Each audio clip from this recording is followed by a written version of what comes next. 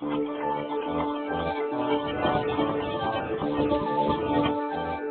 civilizações.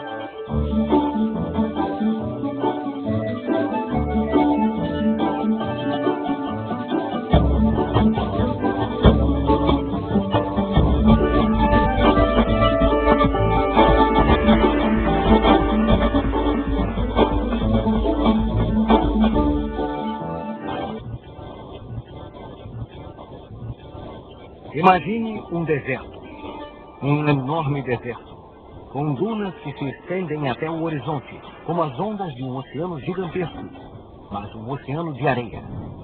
Esse é o deserto árabe. Mas não é de areia em todos os lugares. Aqui e ali você pode encontrar algumas fontes naturais de água chamadas oásis, e as primeiras tribos árabes que se estabeleceram em torno deles. Espalhados por todo o deserto e muito longe uns dos outros, esses povos, que eram pastores e comerciantes, muitas vezes não se davam muito bem. Não, desculpa. Esse é o meu camelo. É meu. Não, é o meu. Esse é meu. É o meu. Eles lutavam uns contra os outros o tempo todo, até que um dia uma força incrível e invisível chegou. Uma força que apareceu entre as areias do deserto como a água fresca de uma nascente. Essa força era a fé. Uma fé enorme, capaz de mover montanhas. Essa fé estava em uma nova religião chamada Islã. Ela uniu os povos da Arábia por um objetivo comum. E um novo império foi criado. Esse império se tornaria um dos mais ricos, mais complexos e refinados da história da civilização. Por volta do ano 500, Meca era uma das muitas cidades espalhadas pelo deserto. Mas tinha uma característica única. Acreditava-se que toda a grande pedra negra de Meca havia caído do céu. E muitas pessoas de lugares diferentes fizeram peregrinações a Meca, a fim de meditar e orar. No ano 570, Maomé nasceu em Meca. Era filho de um comerciante humilde. Como seu pai morreu quando ele era muito jovem, ele foi criado por um tio, trabalhando como comerciante e pastor. Maomé gostava de todas as pessoas que faziam peregrinações para sua cidade e conversava com elas durante horas. Embora ele não soubesse ler, gostava das histórias de Abraão e de Jesus e lembrava delas com facilidade. Uma noite, quando Maomé tinha 40 anos, estava meditando em uma caverna do Monte Hira e teve uma visão do arcanjo Gabriel. Maomé estava preocupado. Ele não sabia se o que tinha visto era real ou apenas um sonho. Depois de algum tempo, o arcanjo apareceu novamente e disse: Não há Deus sem Alá, e Maomé é o seu profeta. O arcanjo então passou a ele 6.232 versos sagrados e deu-lhe a responsabilidade de difundi-los e garantir que estas novas leis fossem seguidas em todo o mundo. Ao fazer isso, Maomé iria salvar a humanidade do inferno. Foi assim que se tornou o profeta de Alá, o único Deus e Criador de todas as coisas. E foi assim, como os judeus e os cristãos, que os árabes também começaram a acreditar em um único Deus. Maomé ensinou a grandeza de Deus e rejeitou a adoração de ídolos de pedra. Muitos começaram a seguir seus ensinamentos.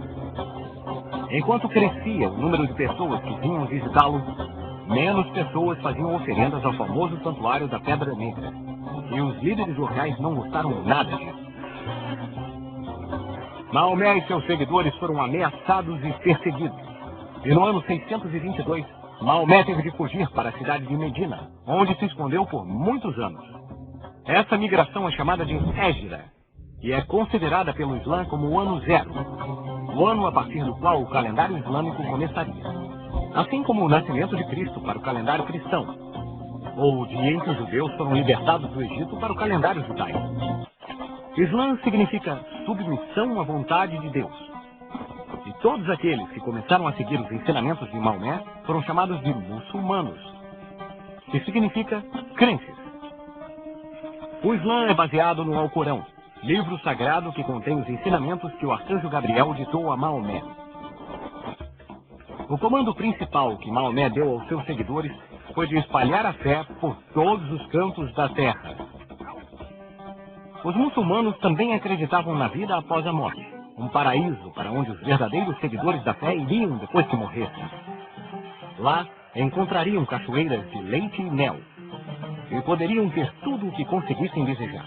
Mais leite, por favor. Cara, gostei. Esse lugar devia ser o máximo. A fé que pregava Maomé tornou-se tão forte como o ferro. Depois de viver durante 7 anos em Medina, o profeta conseguiu recrutar milhares de seguidores para formar um exército poderoso. No ano 630, Maomé atacou Meca, derrotou os velhos sacerdotes que o haviam expulsado e assumiu o controle da cidade.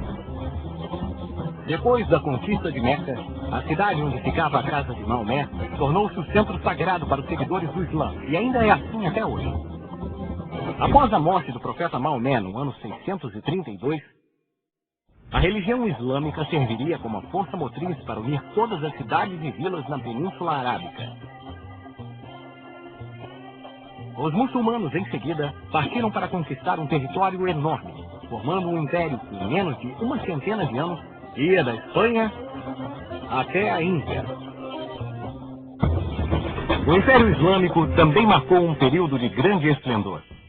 Entre os anos 750 e 1258, o Império era governado pelos Abássidas, que eram descendentes diretos do grande profeta Maomé. Eles transferiram a capital do Império de Meca para Bagdá, no Iraque de hoje. Durante esse período, os muçulmanos estavam governando um reino com muitas culturas diferentes entre a Espanha e a Índia. Eles absorveram conhecimentos de cada cultura e aprenderam muitos estilos diferentes de arte e arquitetura. Foram melhorando e expandindo essas ideias, constituindo estilos próprios. Nossa, eles aprenderam muito. É verdade. Por exemplo, arabesco é um estilo de arte feita de milhares e milhares de formas geométricas interligadas e era usado para decorar templos e palácios luxuosos. Os muçulmanos nunca representavam pessoas, porque sua religião não permitia a adoração de imagens.